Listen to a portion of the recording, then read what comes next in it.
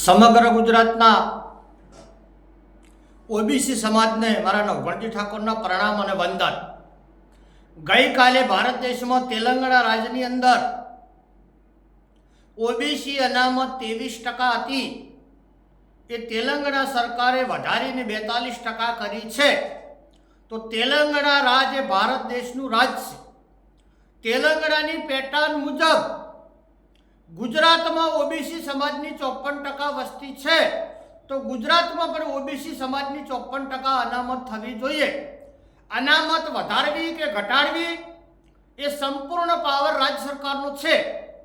એટલે સમગ્ર ગુજરાતના કોંગ્રેસ, ભાજપ અને આમ આદમી પાર્ટી ત્રણેય પાર્ટીઓની અંદર જે ઓબીસી સમાજના ધારાસભ્યો ચૂંટાયેલા છે તેમને હું અપીલ કરું છું કે વિધાનસભાનું સત્ર હાલ ગુજરાતમાં ચાલુ છે, આવતીકાલે વિધાનસભામાં બિલ લાવી અને ગુજરાતમાં ઓબીસી સમાજની 54% અનામત કરો તેવી મારી માગણી છે।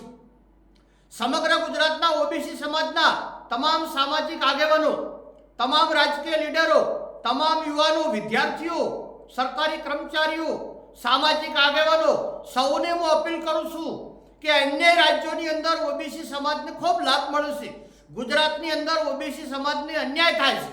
એટલે કોંગ્રેસ, ભાજપ અને આમ આદમી પાર્ટી ત્રણ પાર્ટીઓની પરીક્ષા લેવાનો સમય આવ્યો છે।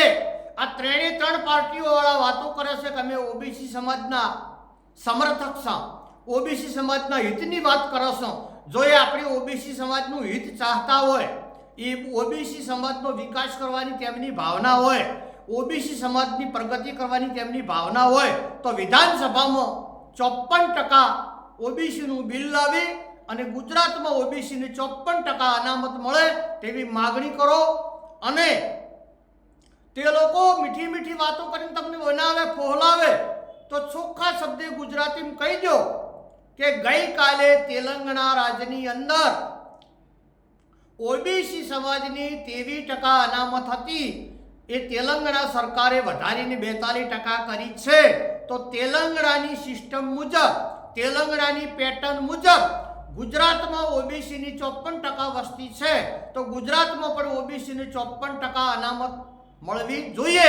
આ સમય આવ્યો છે ઓબીસી સમાજને જાગૃત થવાનો।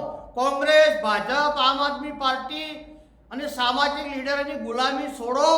તમારા આવનારા ભાવિ પેઢી માટે, તમારા બાળક માટે, તમારા દીકરા દીકરીઓ માટે જાગૃત બનો અને ગુજરાતમાં ઓબીસીની 54% વસ્તી છે, તો તેલંગાણા મુજબ ગુજરાતમાં પણ ઓબીસીની 54% અનામત મળવી જોઈએ તેવી માગણી બુલંદ કરો।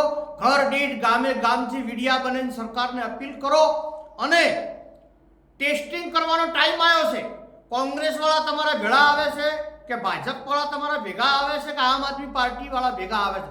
જે પાર્ટી ઓબીસી સમાજ માટે વિધાનસભામાં બિલ લાવે એ જ પાર્ટીને અભિનંદન આલો, અને જે પાર્ટી તમને મીઠી મીઠી વાતો કરીને ફોહલાવે એને ગામમાં ઘૂસવા દેશો મત। જાગૃત બનો, શિક્ષિત બનો અને તમારા હક અને અધિકાર માટે લડો તેવી હું વિનંતી કરું છું। આપ સૌને મારા નવગણજી ઠાકોરના પ્રણામ અને વંદન। સમય આવ્યો છે, જાગૃત બનો, અવાજ ઉઠાવો। જો હવે નહીં બોલો તો તમારી ઓબીસી સમાજનું ધન પતન નીકળી જશે, તમારી ભાવિ પેઢીને નુકસાન થશે।